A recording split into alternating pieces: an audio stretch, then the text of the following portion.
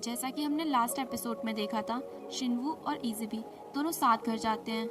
Next day इज़ुबी हर रोज की तरह school जाने के लिए तैयार हो जाती है। रास्ते में सभी दोस्त मिलकर बास्केटबॉल खेलने का प्लान बनाते हैं, पर संग्युल इसमें बिल्कुल भी इंटरेस्ट नहीं दिखाता और इज़ुबी से लंच में मिलने की बात कहकर वहाँ से चला जाता है। यहाँ ली और उसकी फ्रेंड उस लड़के के पास जाके उससे मदद मांगती हैं। तुम कुछ भी करो, बस शिनवू को कुछ नहीं होना चाहिए। और फिर क्या, ली अपने प्लान को एग्जीक्यूट करने में लग जाती है। वो प्रिटेंड करती है कि जैसे उसका फोन गुम हो गया है और उसी के साथ $200 मिसिंग होने का। ली की फ्रेंड कहती है, कल तो तुम इज़ुबी से मिली थी ना। वो कहती है, जब मैं उससे मिलने गई थी तो वो मेरे बैग में ही थे, पर उसके मिलने के बाद I don't think it was there. वहीं दूसरी तरफ वो लड़के भी इज़ुबी को फंसाने का पूरा प्लान बना चुके थे। वो एक लड़के को धमकी देते हैं कि इज़ुबी के बैग में ये फ़ोन डाल दो। यहाँ इज़ुबी इस सब से बिल्कुल अनजान शिनवू और संग्युल के मैच में दोनों को सपोर्ट कर रही थी। क्लास जैसे ही स्टार्ट होती है, वो लड़का टीचर से कहता है, मेरा फ़ोन नहीं मिल रहा है। टीचर सभी से अपना बैग चेक करने को कहते हैं और प्लान के मुताबिक उस लड़के का फ़ोन इज़ुबी के बैग में मिलता है। सभी स्टूडेंट्स की नज़र इज़ुबी पर टिक जाती है। वहाँ संग्युल और शिनवू दोनों उसका सपोर्ट करते हैं क्योंकि लंच के वक्त वो उनके साथ थी। और इतने में ही ली कहती है, सच बताऊं तो मेरा भी फ़ोन और पैसे गायब है। उसकी एक फ्रेंड कहती है, जब से ये इज़ुबी से मिलके आई है तब से ही वो गायब है। सर एक बार फिर इज़ुबी से उसका बैग चेक करने को कहते हैं और इज़ुबी के पर्स में ली का फ़ोन मिलता है। टीचर इज़ुबी को अपने साथ ले जाते हैं। सर तीनों स्टूडेंट्स के सामने बात करते हैं। वो इज़ुबी से कहते हैं, हमें पता है ये तुमने जानबूझकर नहीं किया है, पर इज़ुबी इस बात से साफ इनकार कर देती है। वहीं बैठे एक और टीचर कहते हैं, क्या तुम्हें पता है ये एक जुर्म है और इसकी वजह से तुम्हें जेल भी जाना पड़ सकता है। ली कहती है, इट्स ओके, मुझे अपना फ़ोन मिल गया है, मेरे लिए वही बहुत है। मुझे ही अपनी चीज़ों को प्रोटेक्ट करके रखना चाहिए था। और वो लड़का भी इस बात के लिए हामी भर देता है, पर इज़ुबी इस बात के लिए माफ़ी नहीं मांगना चाहती थी। सर उसे कहते हैं, अगर ये तुम्हारे लिए इतना ही डिफ़िकल्ट है तो मैं तुम्हें 1 वीक देता हूँ, अपनी गलती के बारे में सोचना, शायद तब तुम सॉरी बोल पाओ। इज़ुबी को काफ़ी दुख होता है। पूरी क्लास में इज़ुबी की बातें होती हैं। तीनों रूम से बाहर आते हैं। इज़ुबी ली का हाथ पकड़ लेती है और उससे कहती है, क्या तुमने कल जो भी कहा वो सब झूठ था। ली कहती है, क्या तुम्हें इतनी सी बात समझ में नहीं आती कि मैं तुमसे कितनी नफरत करती हूँ। यहाँ तक कि शिनवू भी उस पर यकीन नहीं करता। वो उसे बताती है, कल मैं ली से मिली थी, शायद उसने ही ऐसा किया है। शिनवू उल्टा उस पर ही भड़क जाता है कि ये बात तुमने मुझे पहले क्यों नहीं बताई। इज़ुबी कहती है, उसने मुझे बताने से मना किया था। शिनवू उस पर काफ़ी नाराज़ होता है और कहता है, मुझे ये जानना बहुत ज़रूरी है कि मैं तुम्हारी हेल्प करूं या नहीं। इज़ुबी वहाँ से जाने लगती है। शिनवू उसका हाथ पकड़कर कहता है, क्या तुम मुझे समझाओगी।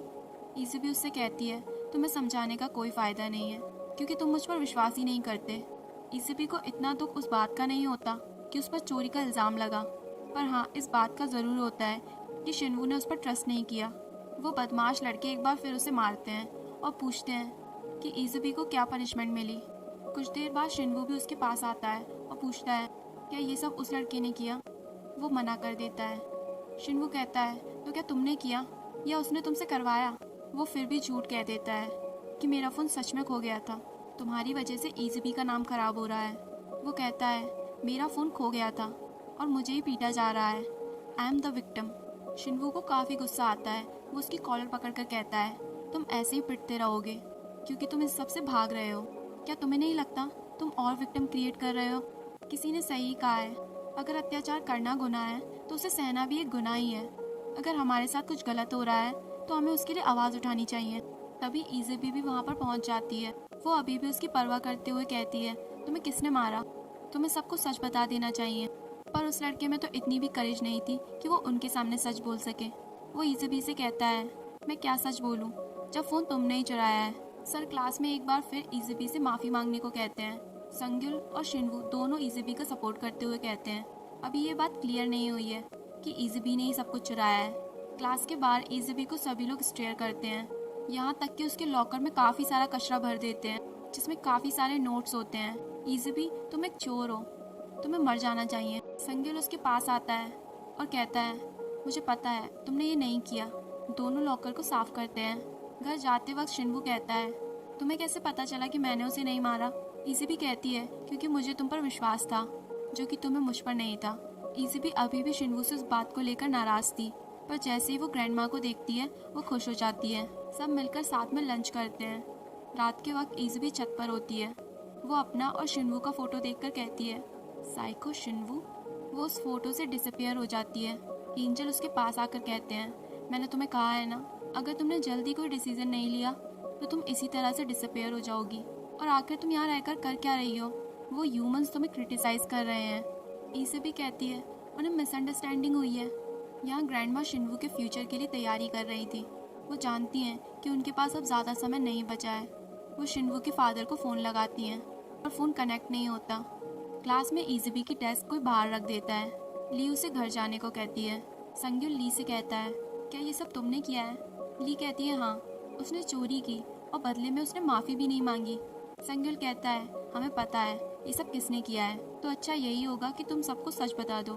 और तुम लोगों की इन्हीं चाइल्डिश हरकतों की वजह से मैं तुम्हें पसंद नहीं करता।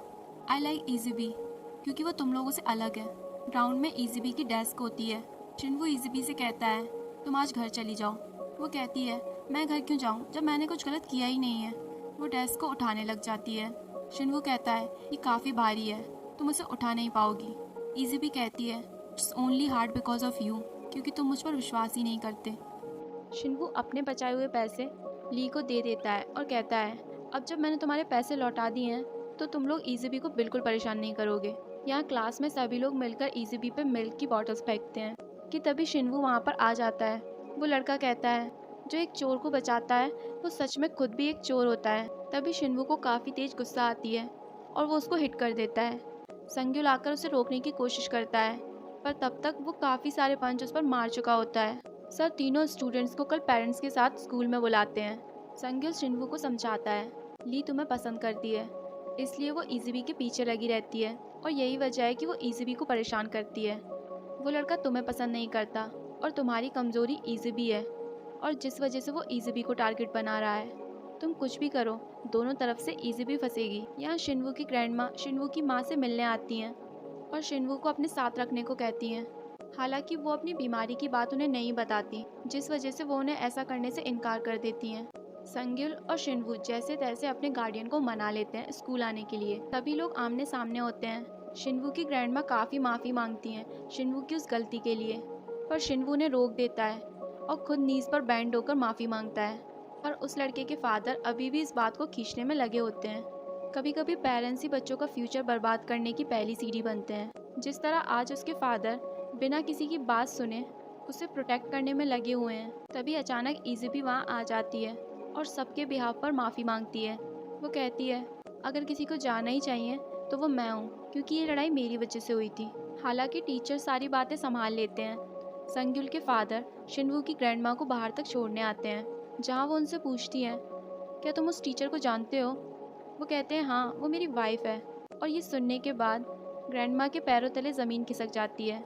वो चक्कर खा के गिरने ही वाली होती हैं कि वो उन्हें बचा लेते हैं। इज़बी घर आके ग्रैंडमा से माफ़ी मांगती है। वो कहती है, मुझे आप दोनों की लाइफ में आना ही नहीं चाहिए था, क्योंकि जब से मैं आई हूँ आप लोगों के साथ बुरा ही हो रहा है। ग्रैंडमा उसे समझाती हैं, ऐसा कुछ नहीं है और ऐसा दोबारा कभी मत सोचना। इज़बी और शिनवू छत पर मिलते हैं। दोनों एक दूसरे से माफ़ी मांगते हैं। शिनवू इज़बी से कहता है, क्या तुम मुझसे एक प्रॉमिस करोगी कि चाहे कुछ भी हो हमारा ट्रस्ट एक दूसरे पर हमेशा बना रहेगा? शिनवू कहता है, अब से मैं तुम्हें और ग्रैंडमा को हमेशा प्रोटेक्ट करूँगा और खुश रखूँगा। एंजल एक बार फिर इज़बी के पास आता है और कहता है, तुमने देखा ना, तुम्हारे यहाँ रहने से कितनी गड़बड़ हो गई है। तुम्हें प्रोटेक्ट करने के लिए तुम्हारे अराउंड जितने भी ह्यूमंस हैं वो खुद ट्रबल में फंस कर रह गए हैं। तुम्हें ये सब छोड़कर अपने राइट प्लेस पर आ जाना चाहिए। इज़बी कुछ देर वहीं बैठकर सब कुछ याद करती है और काफ़ी सोचने और समझने के बाद वो उस बुक पर अपना हाथ रख देती है। और इसी के साथ हमारा ये एपिसोड यहीं पर ख़त्म हो जाता है।